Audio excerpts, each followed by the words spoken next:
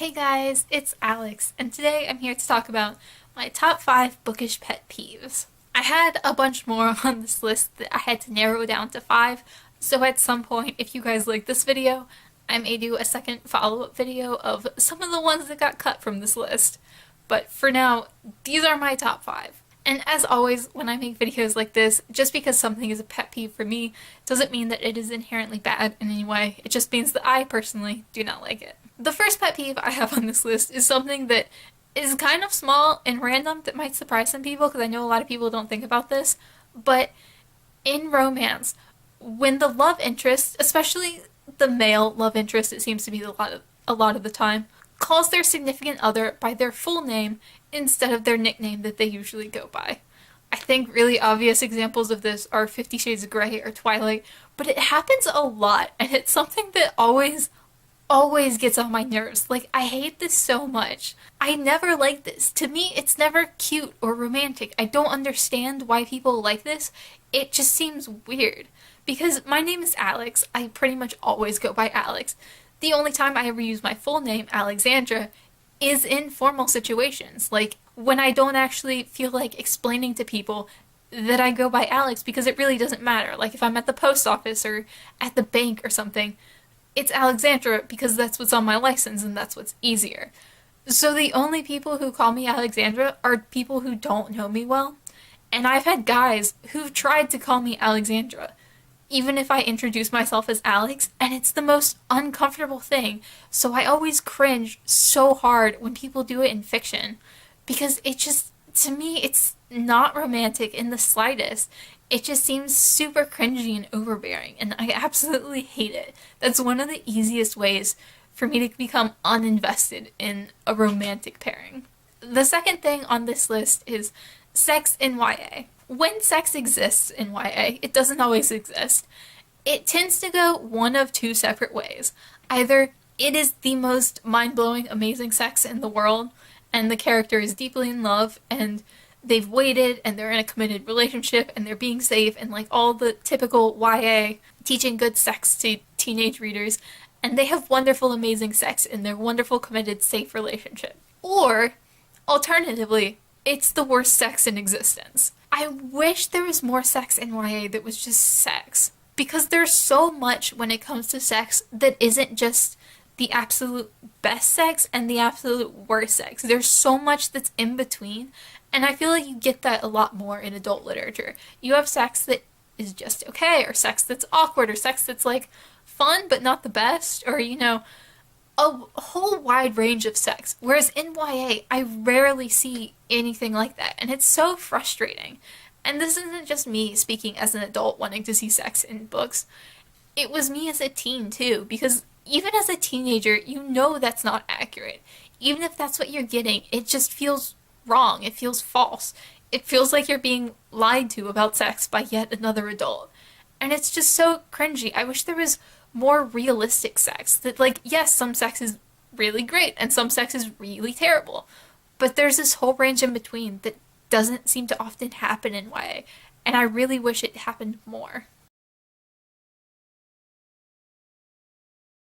Third on this list is excessive death. I hate excessive death in books because for me, when death happens in books, it should be a big deal. And I read a lot of books where death happens. Even in my contemporary books, there's a lot of death because I like reading sad contemporaries. But in fantasy too, I expect there to be death. I'm not looking for purely happy books. But when you get to a point where there's just an absurd amount of death, where every other character is dropping dead every 20 pages, I'm looking at you, Game of Thrones. It's so frustrating to me because then I stop caring about anyone in the book because everyone is dying. I just shut off emotionally, and I don't care that this character died. I don't care that that character is sick because I'm like, oh, everyone dies. Time to not get emotionally attached to anyone. And it stops meaning anything. There's a good middle ground of death where there's enough death that it's realistic for the situation. If there's a fight scene or a war going on, obviously people are going to die. But when every other character is just dying in the most horrific ways, again, looking at you, Game of Thrones, I haven't read the books, but I've seen a lot of the TV show, and there's just a lot of horrific death. I understand why, but it's frustrating because I watched a few seasons of the show and stopped caring about every single character because they're all gonna die, so why does it matter?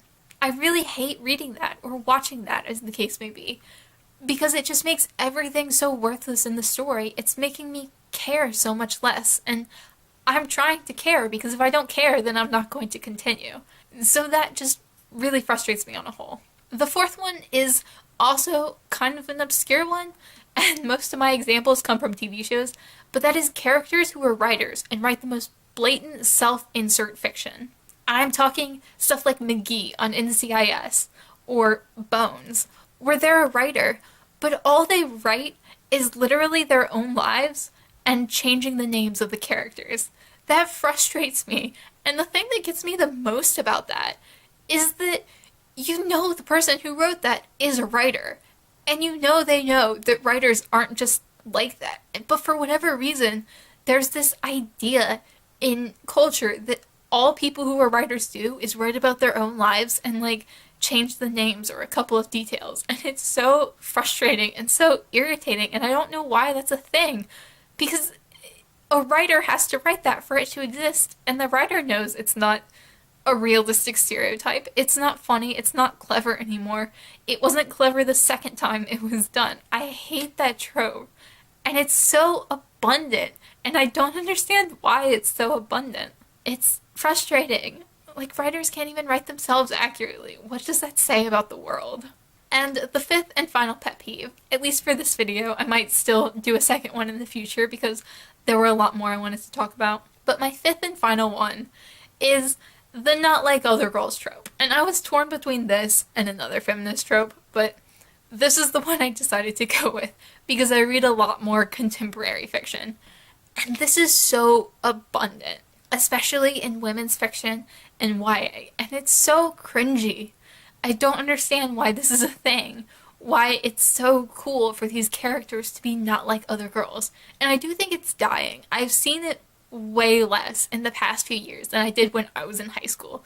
Because when I was in high school, that trope was everywhere, and every cool girl in every teen book was not like other girls because she was so super special.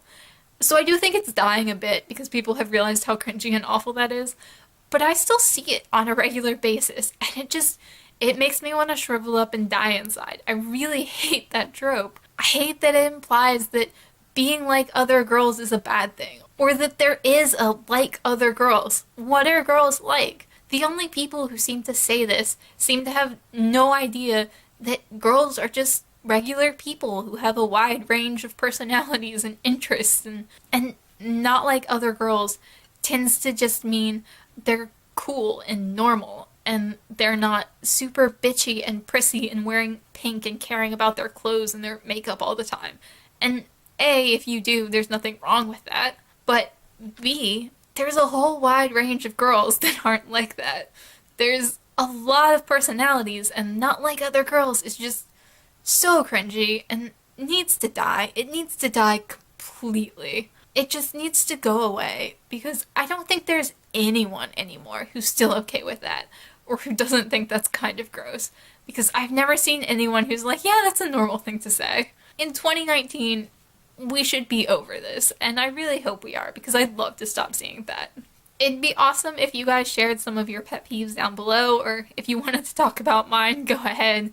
These are just some of the ones I hate, but there are definitely a lot more. I think we all have a very long list of things that make us cringe when it comes to books.